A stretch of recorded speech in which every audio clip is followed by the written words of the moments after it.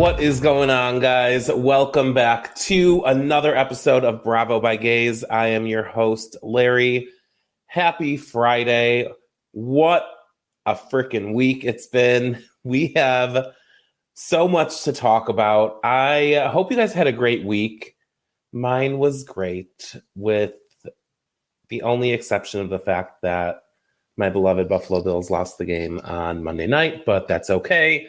Our home opener is this Sunday, so hopefully things will turn around. But we have so much to talk about. I want to do a recap of Salt Lake City with you because it was their second episode. It was so good. And after that, we just have like a list of hot topics that we have to go through because since we last talked, so much has happened that I can't wait to like discuss it with you guys. So we are just going to get right into it and start off with our Salt Lake City recap. All right, so Salt Lake City is back, guys. We got the second episode of this season, and it did not disappoint, let me tell you, from beginning, and then it really kind of like picked up in the middle towards the end. There was so much that happened. So like Monica dropped another bomb. I mean, we're learning that like Heather doesn't like Angie K. Could Meredith also not like Angie K? There's so much I want to talk about. So we started off this episode with Meredith and Lisa. If you remember at the end of last week's episode, Meredith had pulled Lisa aside and said she wanted to get together with her just to have a talk and kind of like get over their issues over the past like year or two and see if they can move on. So we start this episode with the two of them going on their walk. They didn't look like they were going on a walk. Well, at least Meredith didn't. I didn't know she was like going to a fashion show or some type of event, but she showed up in like these metallic blue pants and this like blue feathered like coat. I don't know what the hell she was wearing, but you know what? I'm here for it. She likes to dip into the fashion and like take the risks with that. Lisa, on the other hand, she was there to go on a walk. She was just wearing her like bright green bubble coat and like some leggings or whatnot.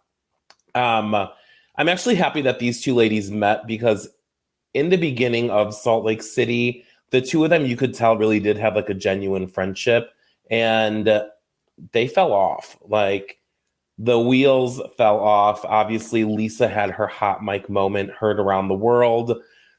And I didn't think that there would ever be a point where Meredith would forgive her and the two would be able to move forward. But at least here we are where they're making the attempt to do so. Who's to say if it's going to last? But at least they're making strides towards going like in the right direction.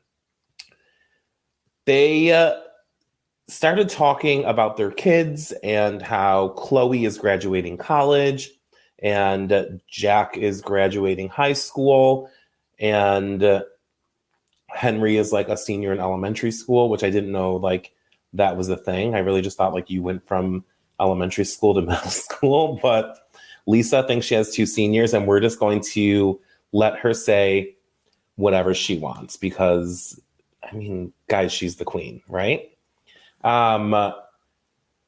Lisa then opens up about how Jack is deferring from going to college and he's going to go on his mission. And she has like, it seems like she kind of like, she is supportive, obviously, because it's her son, but it doesn't really sound like that's like what she wanted him to do. I mean, we don't know like the workings of like the conversations they maybe had as a family, but it doesn't really sound like that was her number one choice of something he should do after high school. And we'll get into it a little bit later, but his mission comes up again. So it seems like it's going to be a hot topic of this season. And we know that he already left, right? He left last week, I believe, to go. To go where?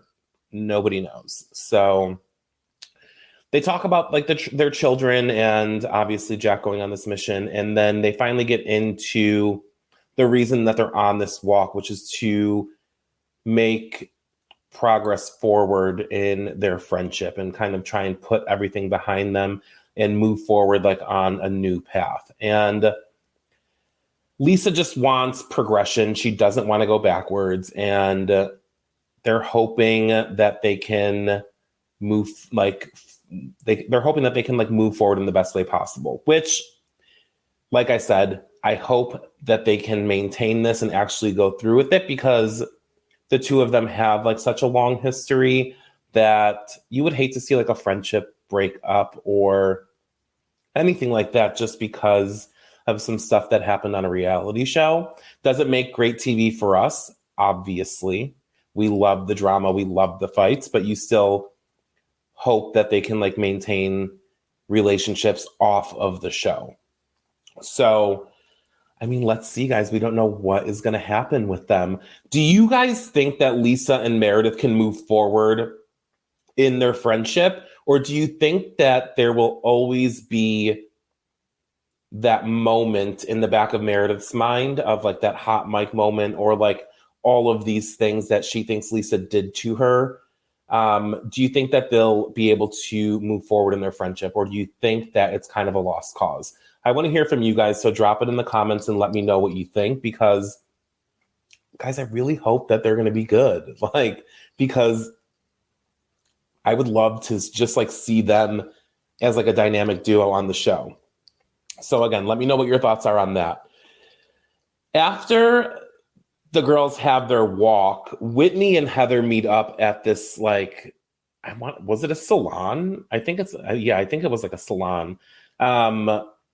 And they start discussing like their event that they had and what their thoughts were on it and all of that. I got the impression that Whitney was like a little apprehensive when like she is being apprehensive like when it comes to Heather. Obviously, because they had their fallout, so she's probably just kind of like a little bit weary of like what she says around her. So I don't know, like it just felt a little uncomfortable for me. Like it was like they didn't, like, obviously we saw them on the girls trip and like now they're filming. It just still seemed a little uncomfortable for them to be having a scene one-on-one together, because it didn't really seem like we got any resolution. And although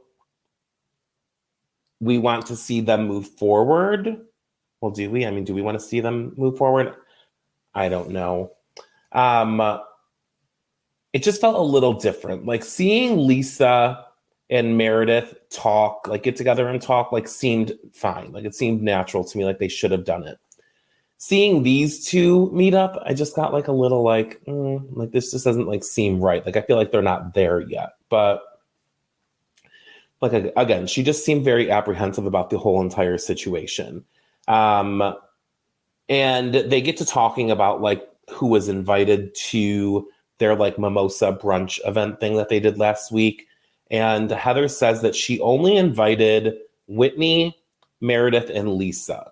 So everybody else that went came as a guest of somebody else. And this is where we really get to see Heather talk about how she doesn't really care for Angie K. And we learned that like they went to high school together and all of this stuff. But it's a little weird to me. Like, why don't you like her? And we'll get to that in a little bit. But they then get into talking about Jack going on this mission. And Heather is like curious about Jack's like motivation behind going on this mission. And she thinks that he won't come back the person that like Lisa may want him to be. And this is where it kind of gets into like murky water territory. Like, why are you so concerned about what Lisa's son's motivation is behind this like religious mission that he's taking?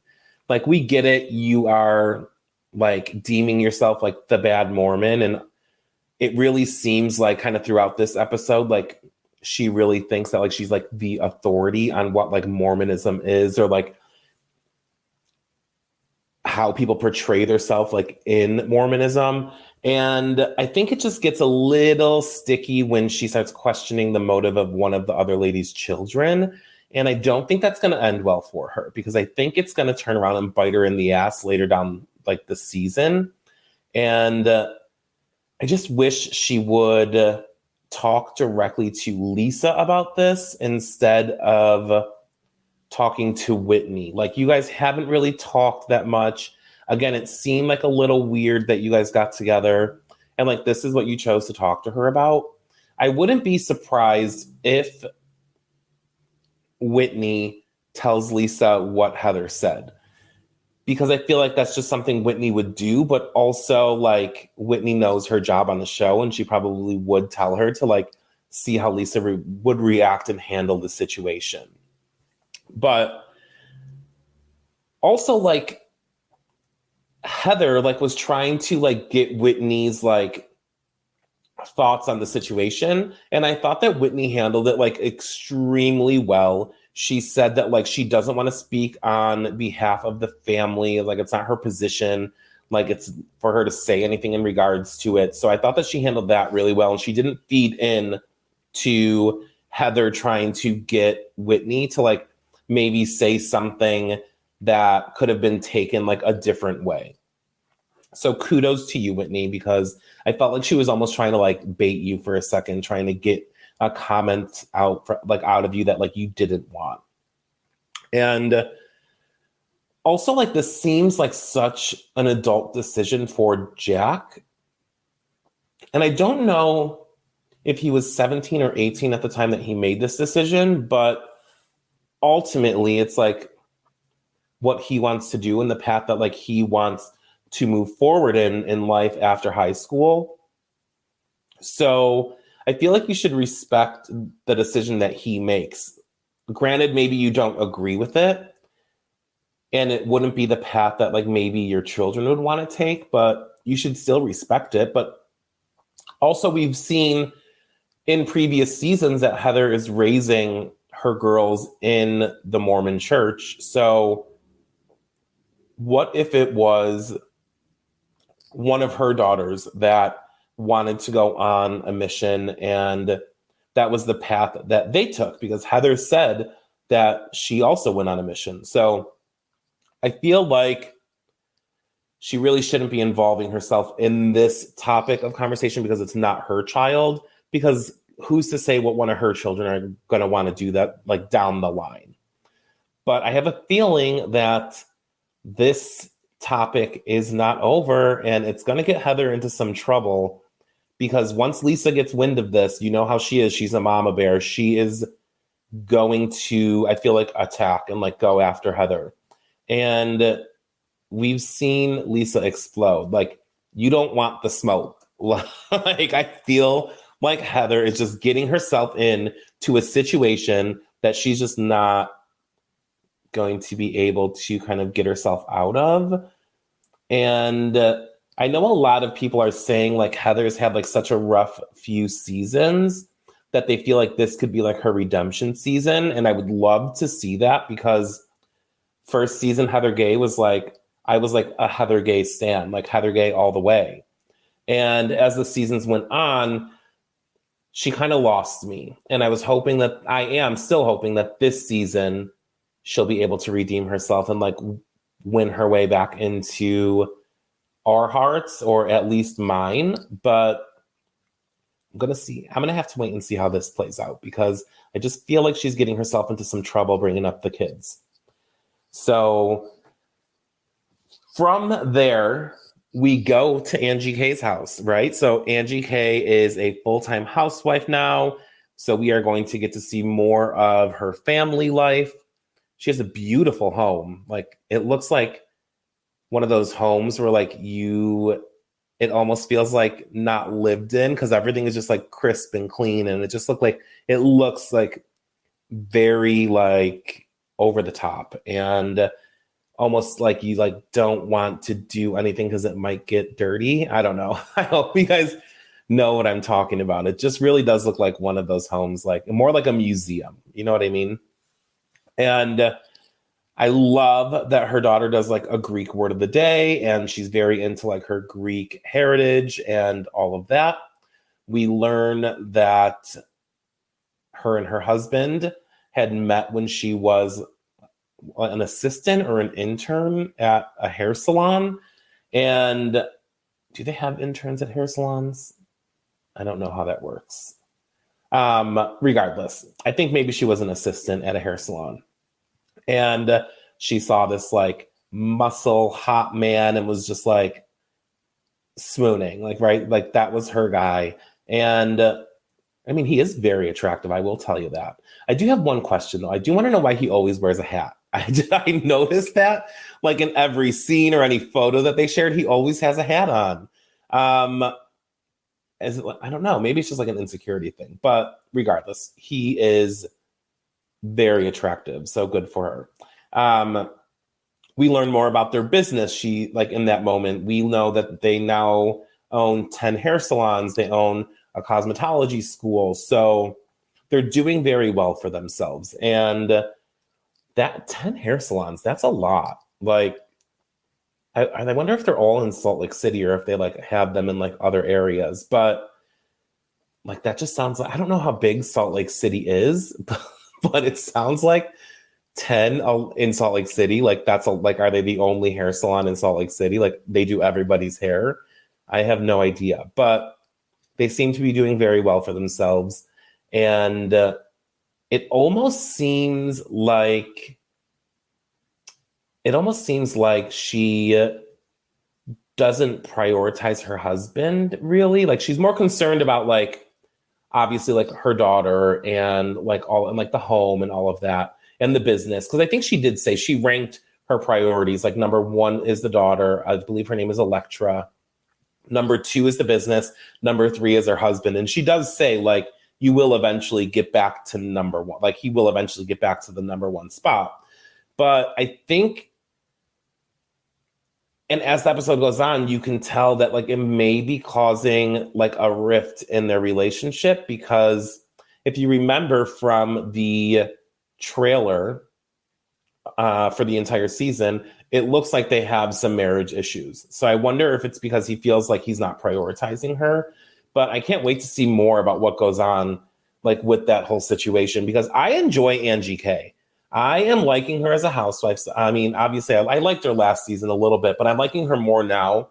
And I want to know more about her family life, and I want to know more about the businesses. So I'm excited now that she's full-time, that we get to have a more in-depth look into her life, because I feel like stuff's going to start coming out. And then, like, I don't think things are like 100% good on the home front. And I just want to know more about that situation.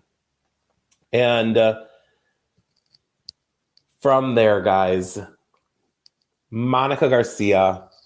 I talked a lot about her last episode.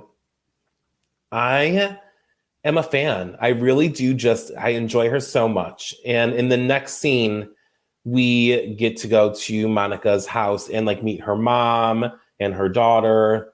And obviously we learn that she's like Portuguese and she has like this huge Portuguese background.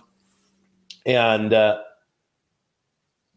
I just loved that moment between her and her mom and her daughter, just like talking about like life and all of that. And her daughter is, I believe, 17, but she seems like very wise beyond her years. So we learned that like she lives not only more than like 3 minutes away from her mom and her grandma. And Monica starts talking about like her business, and she owns, I believe it's called Brea Baby, where she makes like crib bed sheets and swaddlers and like all this stuff for babies. I haven't looked at the website, but like from what they showed on the show, it looks like some cute stuff. So maybe go check that out. I don't know if she's still doing it, but obviously that was the business that she was doing at the time of the show. And she has this breakdown that we've seen for the past couple of weeks being teased, and we get to it today, where she sits down, it's her daughter and her mom, and she's talking about how she went into the Louis Vuitton store and she bought a purse because she felt like she needed to have something nice around these ladies. And I feel like that's very relatable, right? So like if you hang around maybe like a certain group of people that maybe are more well off than you are, you may try to what do they like? They say like keeping up with the Joneses, but you obviously really don't ever want to live beyond your means. So her daughter to me said it perfectly.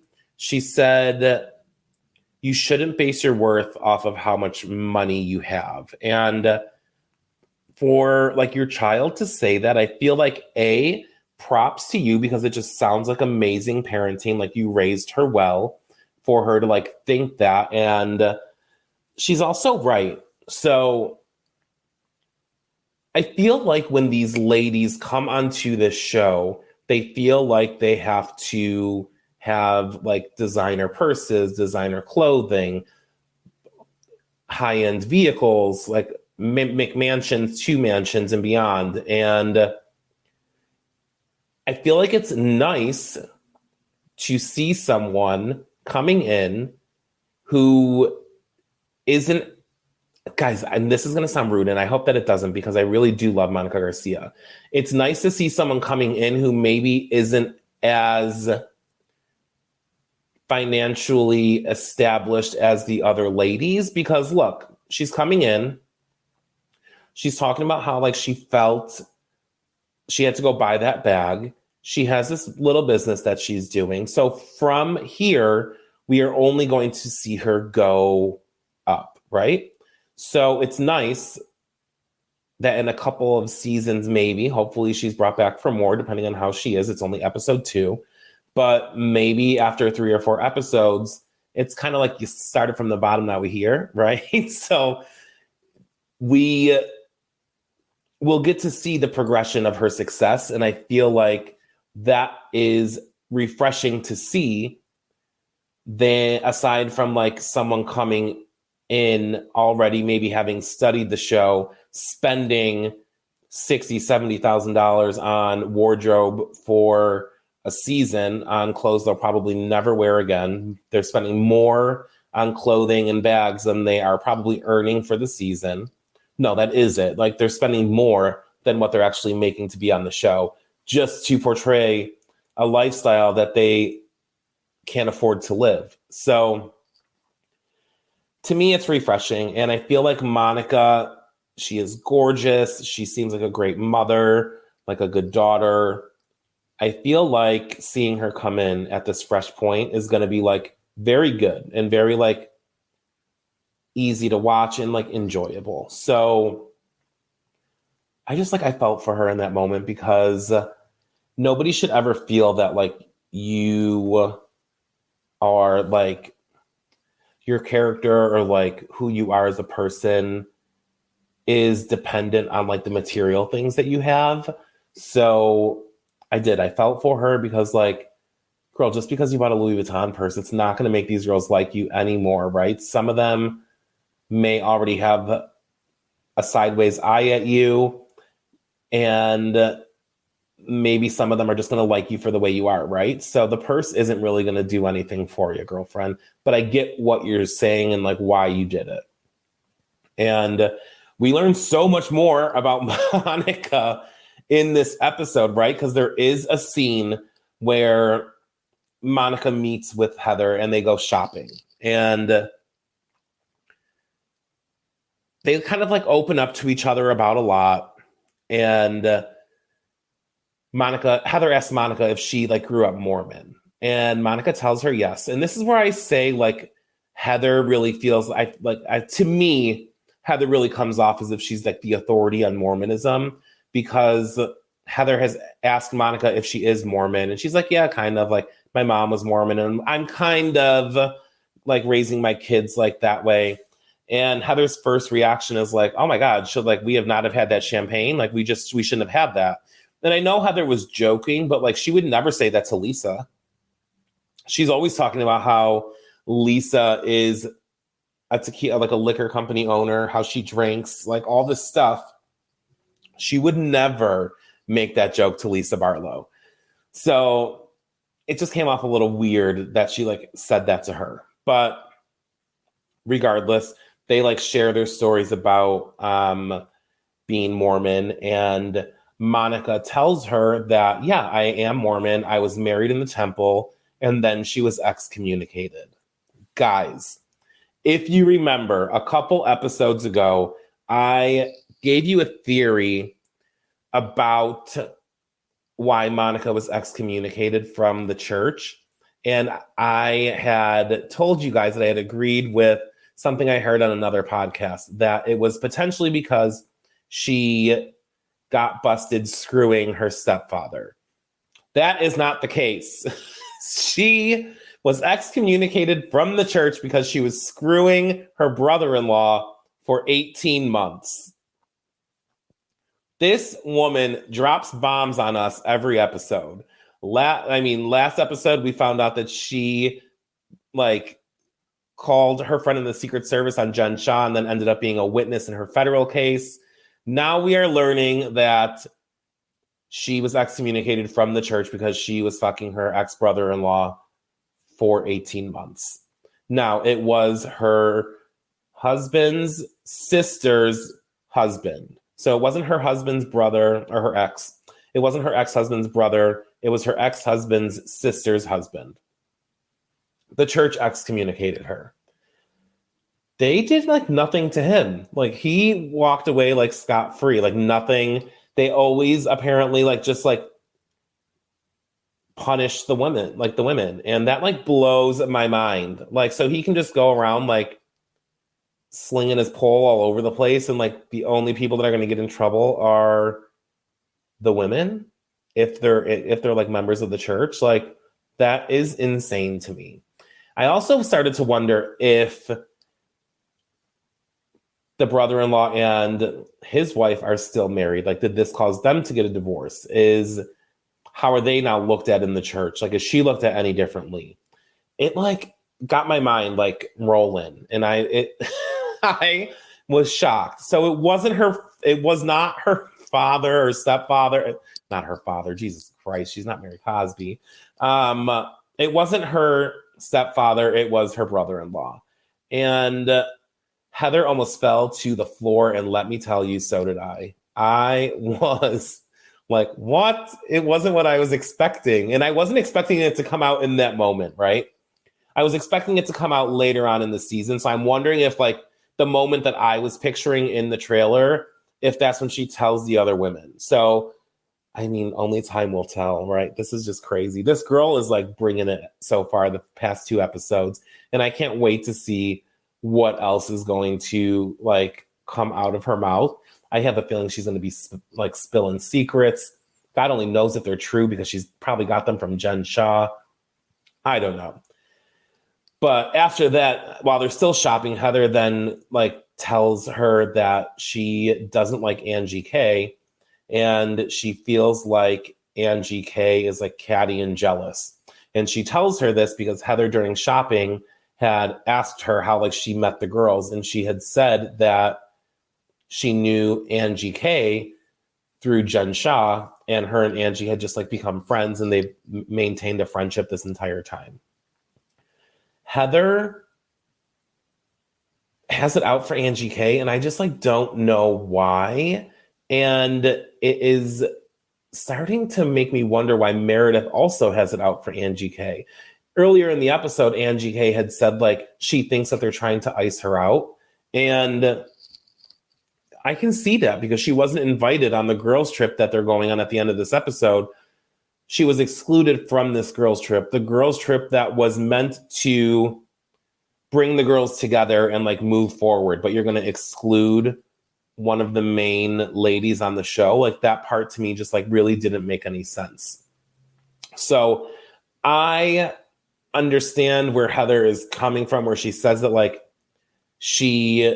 that Angie had said like this rumor that she had sex with Jen. Girl, nobody thought you had sex with Jen. Everybody was pulling theories out of their ass because nobody could figure out how you got your freaking black eye. And like it drove everyone insane for a whole season. So that is why she said that, because people were just speculating what the hell was going on. Nobody thinks that you had sex with Jen Shah. I mean, your nose maybe has a little shit on it from her because it was like you were brown nosing her a little bit, but like nobody thinks that like that was going on. Also, you're accusing Angie K of like diving headfirst into a friendship with Jen Shah when you literally stood by Jen Shah's side while she was going through all that legal stuff, and people were looking at you sideways. She was calling you Shrek, and you were like laughing about it, like ah, ha, ha, ha, ha. Like no, she's like it. You look. People were looking at you a little funky with the way that you kept being friends with her. So I don't think there is any room for Heather Gay to judge Angie K for diving into a friendship with Jen Shah.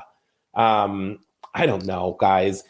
I'm excited for the next episode because they're going to this Trixie motel. It ended with the girls arriving. They still don't know that Angie K is there. I can only imagine like what Heather and Meredith's reaction are going to be. And I can't imagine that it's going to be pleasant, right? But hopefully Trixie can like make light of the situation. And speaking of the Trixie motel, when they walked in, I was like, what the? I want to go there. That looks, it looked like Barbie shit pink everywhere. It looked so cool. And the rooms looked funky. Like everything about it was just like such a vibe. And I've never been to Palm Springs, but I feel like if I ever go, I'm going to have to stay a night at the Trixie Motel, but not before I call and ask them if they have 2003 Dom Perignon and room service. God bless Mary Cosby. The fact that she called them and asked them if they had Dom Perignon 2003. I'm saying it incorrectly because that's the way that she was saying it. So specific with the year, right? And I believe like she had said in a prior season that 2003 was like the best year for it. But I just could not stop laughing at the fact that she had called the Trixie Motel and asked for that. And that poor person on the other line sounded like, what the hell is this phone call that I'm on right now? It was just so funny. Also, missed opportunity for Mary to not ask her son if he is married, because when she called the motel, her son was sitting right next to her. And we could have found out if he was married or just had a girlfriend. Just seemed like a missed opportunity for me. But regardless, I'm excited for the next episode. I want to see everything that's going down at the Trixie Motel. I have a feeling that Trixie is going to kick their asses right out of there. Like, thanks for coming. Don't come back again. I mean, you're putting these housewives in there and they're just going to cause a shit show, I can only assume. And I'm here for every moment of what they're going to do. So I can't wait to see what happens next week, guys. We're obviously going to talk about it, as juicy as it is. So hopefully we get some good content out of next episode. But enjoy it. And I cannot wait to talk about Salt Lake City next week. All right, guys. There are a list of hot topics that I need to go through with you guys, because ever since last week, we have gotten so many things that have come out in the Bravo world, right? So remember, if last week I was telling you we still didn't have any statements from Carl and Lindsay in regards to their breakup. Well, turns out that a couple days ago, it came out in People magazine that Carl had sent out a letter to family and friends in regards to his breakup with Lindsay. So I'm just going to read like a little bit of what it said. So it said, "Words cannot possibly express how difficult the last 2 weeks have been for Lindsay and I. We are so incredibly sorry to all of our guests for the confusion and lack of communication. We were left trying to figure out how this all exactly happened before we could even have the opportunity to determine the path forward amongst ourselves. There have been a lot of false narratives and misunderstandings that there have been a lot of false narratives and misunderstandings that have made this all more painful. But sadly, at this time, we are not moving forward with the wedding.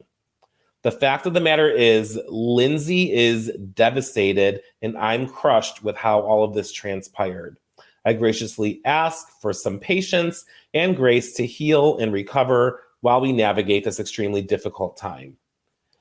I mean, please. Notice how he said Lindsay is devastated, right? So he is acknowledging that the guests had made commitments to this already, and that they have like financial investments in traveling to Mexico for their wedding. He said, I don't take this lightly. We are super grateful for the love and support you have shown us. He's saying that he will do what he can to help with any costs associated with changing plans.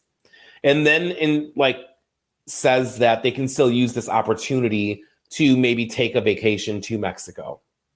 Guys, this was the letter that was sent out to family and friends, and it was leaked to People magazine. So when I had posted that letter on my Instagram, Sierra from Summer House had commented on that post and said, it's really fucking weird to think someone on their guest list would copy and paste their statement and send it to a fucking news outlet. Let me tell you, the internet went wild over that comment and agreed, right? So it's very odd that one of their family or friends would send this in to a magazine, right? It just goes to show that you probably can't trust everybody because everyone is looking for a moment. It was probably someone very upset that had money invested, or maybe just wanted to get back at Carl because they were upset for Lindsay. Nobody knows. What we did come to find out was that that letter was sent and signed by Carl. Lindsay had no say in that letter. She didn't approve it, anything like that. But he continued to make it sound like it was written on behalf of them when it wasn't. And we just got yesterday, because you're listening to this on Friday, Lindsay released her statement herself. And her statement says, I would like to start by saying, thank you for allowing me the space and time to process my emotions, heal, and grieve the loss of not only my relationship, but my friendship with someone I considered my best friend for 8 years. The last 2 weeks have been the most heartbreaking and emotional weeks of my life. My entire life and future was ripped out from underneath me, and I've had a hard time making sense of it all with no answers or closure on why. That is insane, that she feels like she wasn't given any answers as to why this was done, right? She then goes on and says, I feel humiliated by how it went down and simultaneously heartbroken that it happened in the first place. My trust has been betrayed, and coming to terms with that has been difficult for me.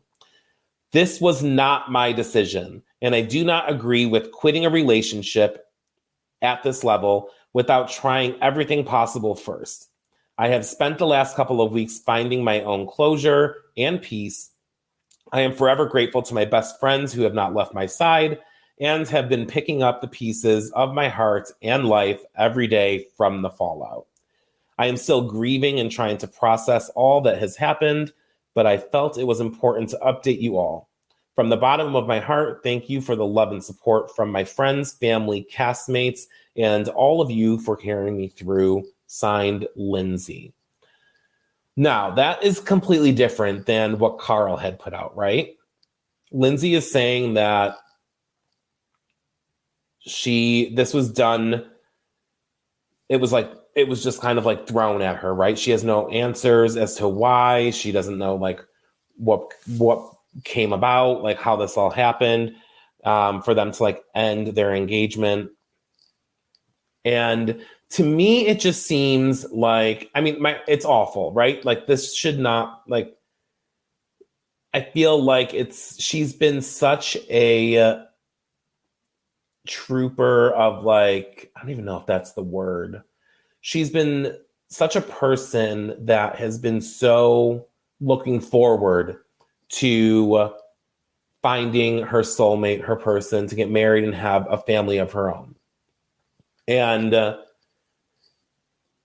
it just seems a little odd to me. It just seems a little odd that like she didn't have any idea, right? Because Craig from Southern Charm did an interview with Page Six during his press tour for the new season of Southern Charm. And he said that there was a lot over the last couple of months that had transpired throughout the summer that kind of led them to where they are right now, making it seem like there were probably arguments that occurred that obviously led Carl to want to call off the wedding.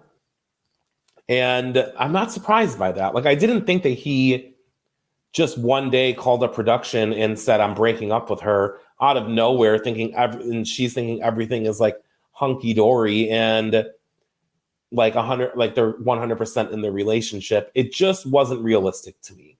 And Lindsay has every right to feel the way that she does, because maybe to her, she thought that it was still going to happen regardless of the fights that occurred over the summer.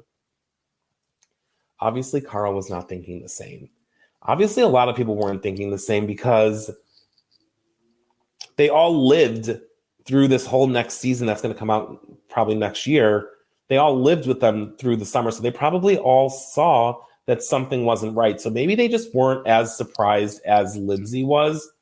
But I'm glad that they all banded around her and supported her. And I really do hope that she takes the time to heal and grieve the loss of the relationship, because as I had said before, nothing would make me happier than to have single hot girl Lindsay Hubbard summer 2024, because she deserves the happiness, right? I mean, I know a lot of you have said like, oh, she's insufferable, all of this stuff. And I mean, everyone has their traits and whatever, but everyone still deserves to find love. And I hope that she finds it. And I'm sure that she will. The right guy is out there, and who knows? I mean, this may have just been a blessing in disguise for her. So sending nothing but well wishes to Lindsay. And as for Carl, I'm kind of looking at him sideways right now. I'm not sending you any well wishes right now, my sir. I need to know exactly what happened. But that was a lot for Summer House. Like, it was like, it all happened like within a few days. And I was like, holy crap, like, you got to be kidding me. And I know people were worried about like the financial commitment that the guests have made. And on Wednesday, Captain Lee did a podcast. His podcast is called Sandy. I don't know what the name of his podcast is. Captain Lee did a podcast, and it is called Salty with Captain Lee. And he was talking about this entire situation with Carl and Lindsay. He did say that he did receive an email stating that the guests had until the 13th to get a full total refund on their rooms. So they were not left hanging. The guests had the opportunity to get their full refund. I don't know what's going on with the airfare. I mean, I'm sure there isn't really anything that they can do about that. Maybe you'll just get like a voucher, but at least if you met the deadline of the 13th, you were going to get your money back on the room. So there's at least that.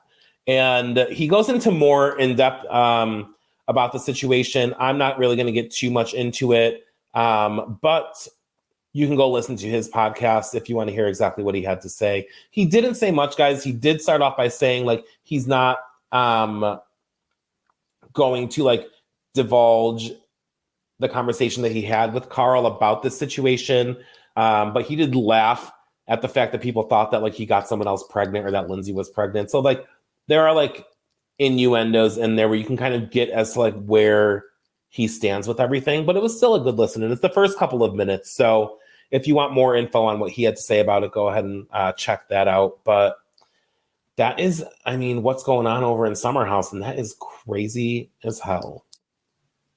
I mean, and I'm sure it's not going to be the last we hear of it, because although that letter got leaked by one of the guests, that was only a letter to the guests. We still don't have a statement from Carl. I'm sure that'll come out within the next few days.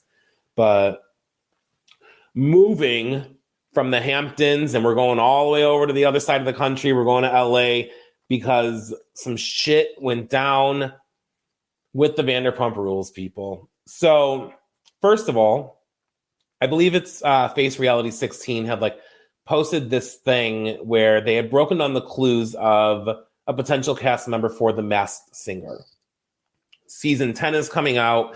They are like kind of teasing who's going to be on it before their premiere, I believe at the end of this month. And guys, this is a dead giveaway that Tom Sandoval is going to be on season 10 of The Masked Singer. He starts off by saying like, usually I'm pumped, and like just giving these these insinuations, like just kind of like making us believe that it's him, because he's doing like all of these, like he's dropping these hints in regards to like Vanderpump Rules and all of that. So like there's the pumped thing. He says he's like the most hated guy in the sea right now, which obviously he is, because everyone hated him because of what happened with Ariana. And then you can tell by the dance moves that this like creature was doing. It's just very Tom Sandoval. And the last clue that he dropped was like a picture of a cardinal. Obviously, Tom is from St. Louis, the St. Louis Cardinals. I'm very surprised that they kind of like gave that much away. I mean, granted, maybe not all the fans of The Masked Singer watch Vanderpump Rules, but I feel like it was just like way too easy. And from what I heard, it is him. There was a blind that went up where somebody was at the taping of his episode. But I mean, who's to say? That could be a lie. It's a blind, right? You can't fully believe those things until it comes out. But I'm not surprised. I wouldn't be surprised if it is him. Like everything just kind of pointed to it being Tom Sandoval. Also, like, I don't know how they're going to stand listening to him sing, because you've all seen the TikToks and the videos of him like doing these free outdoor concerts, and it really just sounds like bad karaoke. So I'm just like, I don't watch the show, but I'm sure I'll catch clips of it here and there, and I'm like not looking forward to it, because he literally sounds like nails on a chalkboard to me. With that, the other day it was Rachel's birthday, and Tom decided to comment on the most recent video on Rachel's Instagram feed. It's a video of her at like a flower garden.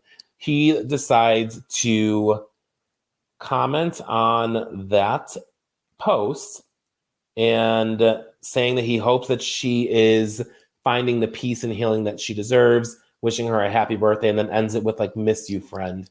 And again, the internet went wild, right? Like, why are you leave the girl alone? You've already done enough damage to her. You know she's trying to heal.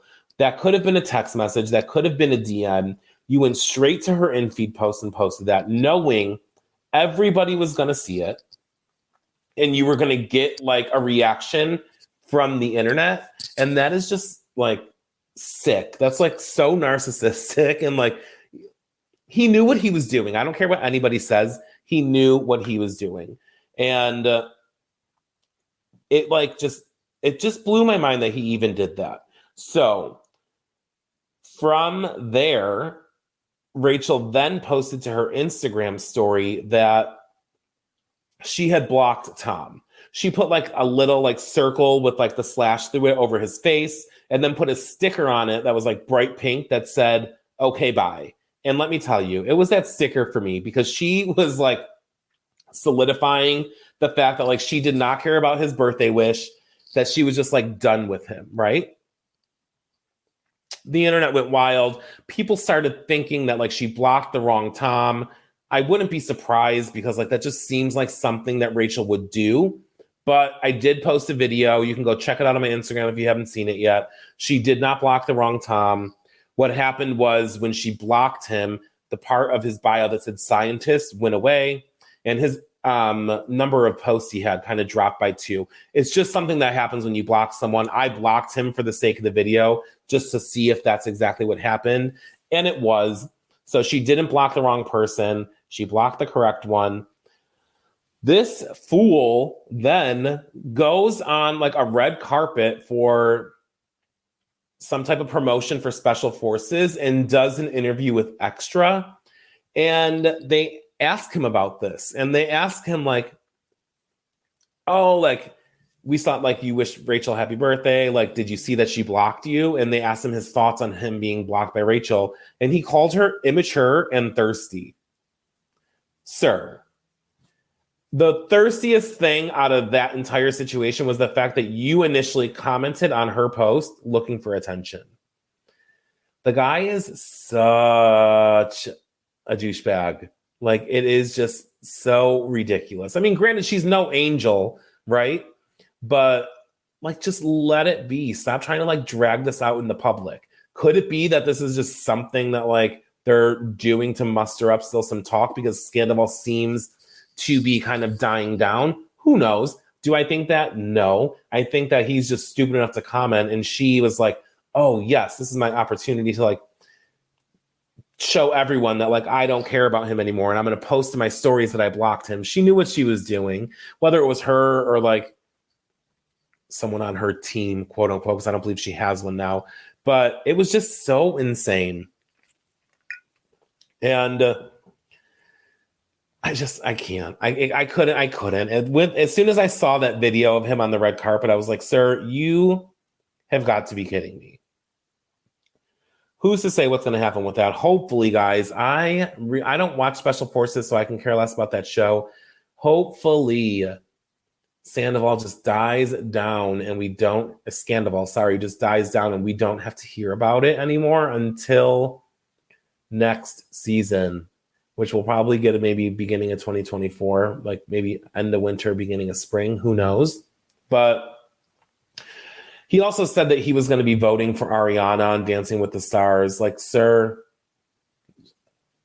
I'm sure she would rather you not, right? I'm sure she would rather go home than know that like you voted for her. Your extra votes would have kept her in the game.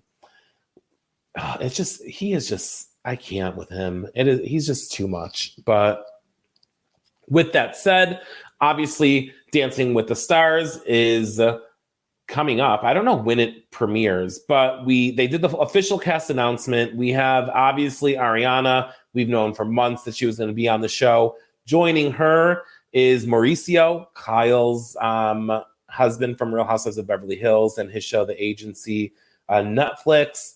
I have a feeling he's going to be good, right? He's got like that Latin side, and he's going to like have some moves. And I think that it's going to be very interesting to see the family like front row at like the airing of the shows. Obviously, everyone is still kind of speculating what's going on in his marriage. I myself am just waiting for that to play out on the show and not talking about it. So good for the both of them. I'm excited, guys. We got more Bravo people in Dancing with the Stars with Ariana and Mauricio.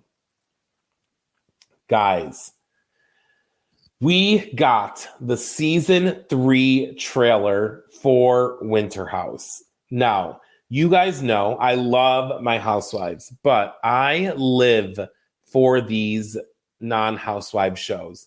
Southern Charm, Southern Hospitality, Summer House, Vanderpump Rules, Family Karma, Winter House. Give that all to me. This trailer looked explosive. The full entire cast is going to be it's Kyle and Amanda and Danielle from Summer House, Brian Benny from Family Karma, Corey Kiefer, obviously from Winter House, Jason Cameron from Winter House. We have Alex Propson from Below Deck Sailing Yacht. We have Tom Schwartz from Vanderpump Rules. We have Malia and Katie from Below Deck. Also, they have a podcast on this network, so check that out if you haven't. And then there's a new girl, Casey, and I'm looking forward to meeting her. I've followed her for a while on Instagram. She's fabulous. They have some guests that come. There's Riley from Below Deck, Aisha,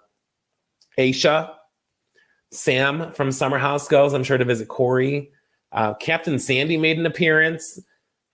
I mean, it just looks explosive. It looks so good. And it's returning on Tuesday, October 24th at 9 p.m. You know we are going to talk about it. I can't wait. Go watch the trailer. I mean, the drama looks insane. Oh, and Jordan from Summer House Martha's Vineyard. Jordan is on there as well. So it's going to be good. And it's like all my shows are coming on at the same time. You listen to this on Friday.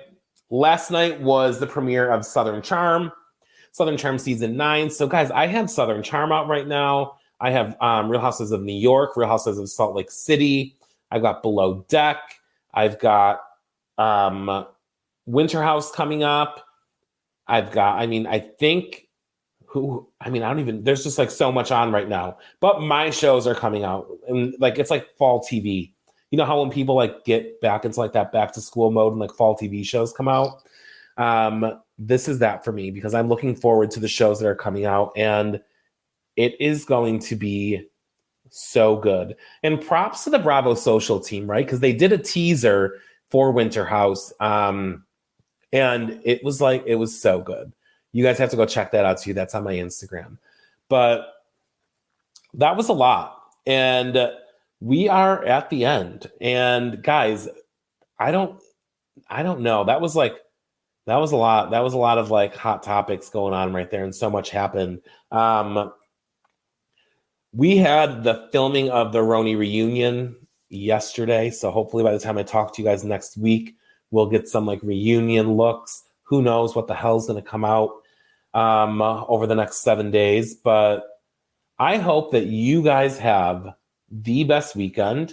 And I cannot wait to talk to you guys next week to see what the hell happened between now and then. And guys, it is football season. So I'm going to end every episode with the Go Bills because I need them to do better than they did last week this Sunday. So I will talk to you guys all next week, and Go Bills.